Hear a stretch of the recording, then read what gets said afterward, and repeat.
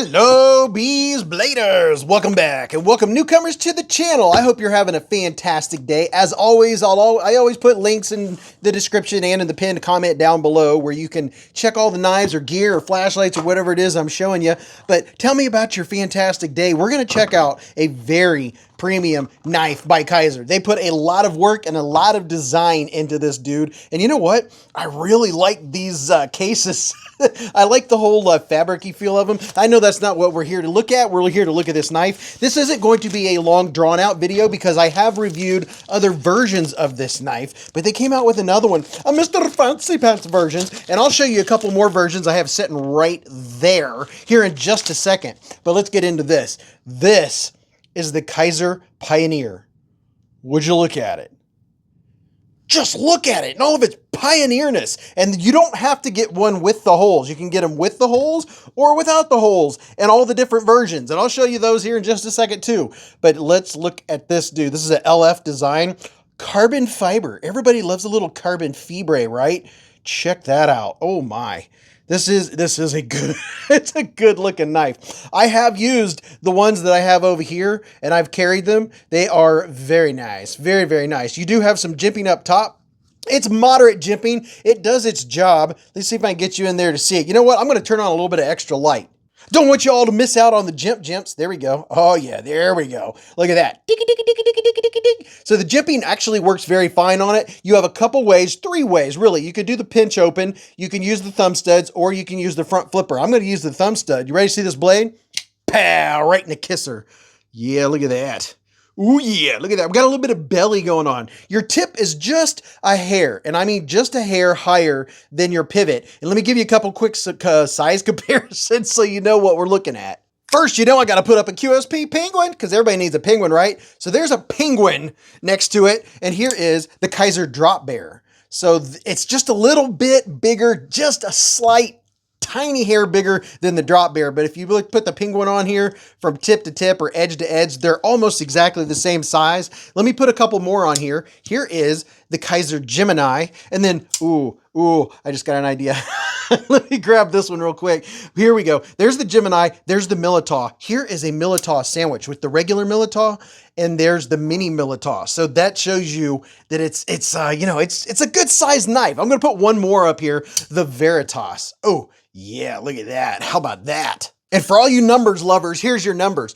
Your overall length is 7.43 inches, 188.7 millimeters. Your blade length is 3.2 inches, 80.8 millimeters. Your handle length is 4.23 inches, 107.9 millimeters. This is what it looks like next to the other 2 versions that I happen to have sitting here. These are Nitro V. And this, if I'm not mistaken, is S35VN. Oh no, this is M390 blade steel, baby. So there's an M390 version. I believe there's also a S35VN, and then these are Nitro V. So if you don't have it in your repertoire or in your wallet to get the more premium version, you can go for the same style knife with or without the speed holes at a lot better price depending on what you're looking for. Now, I mean, I do like budget knives just as much as I like premium knives. Now, let's take a quick look here. This is DLC coated. Yeah, you heard me. It's DLC, baby. And then I do like that gold touch. That gold kind of looks really nice. And then nice transition.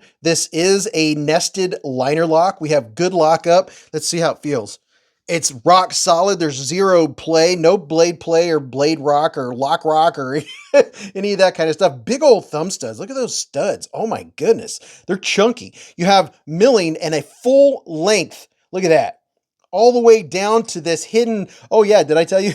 You can put a lanyard on it if you want to put a lanyard, but I like how they did that. You can put the lanyard, you have an option for a lanyard or a fob, but it's hidden in the back spacer. So I always appreciate when they do that. That's a nice added extra touch, but there was a lot of detail that went into this knife. Now, the ergonomics, I'm going to tell you already that they feel good. My hand's 4 inches from here to here, 3.5 from here to here, and from the bottom of my palm to the tip of my middle finger are 7.25. And like I said, I've already used this knife, not this one, but those, and I already know it's very comfortable in the hand. It feels nice.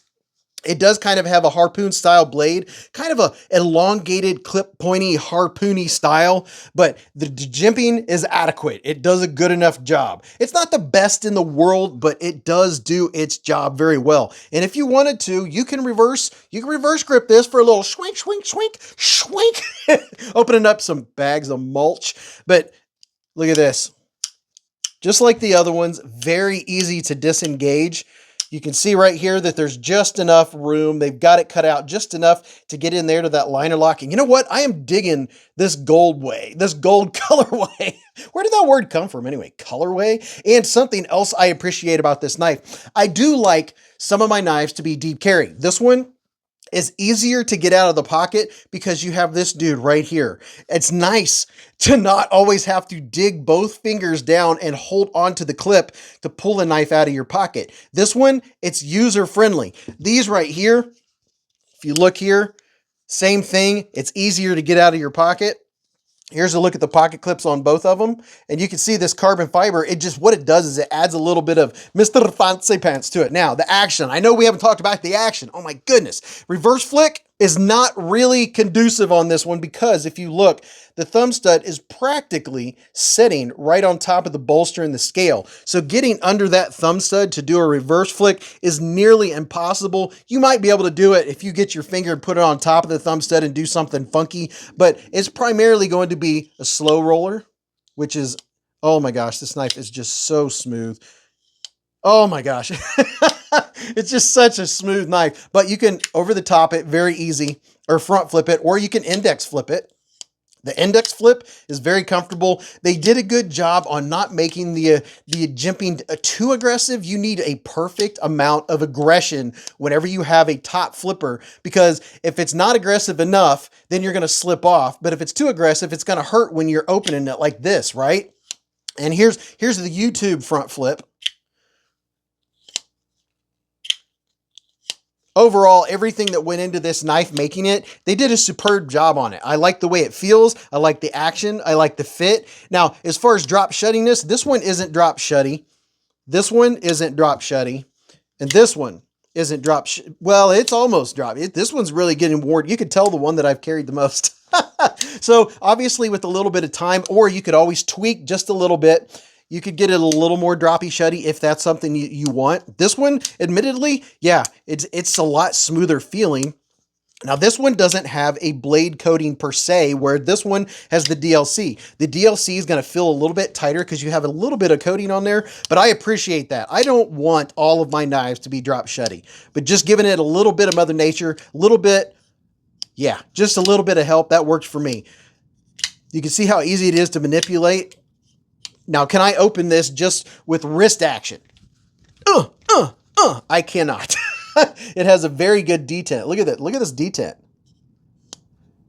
That detent works absolutely perfect. So let me lay all three of these out. I do have another premium version. I don't have it with me right now. I probably lent it to someone, or it's over there in a case, but you guys get the idea. This is the newest version of the Kizer Pioneer. They put a lot of time and effort into the design and planning and production of this bad boy. So that's why I'm bringing this to you. They wanted to make sure you guys know that this dude is out now. So let me know what you think about it. Did you get in on any of the Pioneers? I think it's a fantastic knife. I like the premium as well as the budget, you know, less than $100 for these versions. I'll put links down there where you can go check them out and any discount codes that I might have. But tell me down in the comments what you think, and you'll have a couple videos pop up on your screen right now. Those are also brand new knife releases. I just published those videos. You can go check out those new knives or gear or flashlights or whatever they are. And until I see you again in the lives or the chats or the hive streams, remember, live life in the present, keep a Band-Aid handy, and don't cut yourself.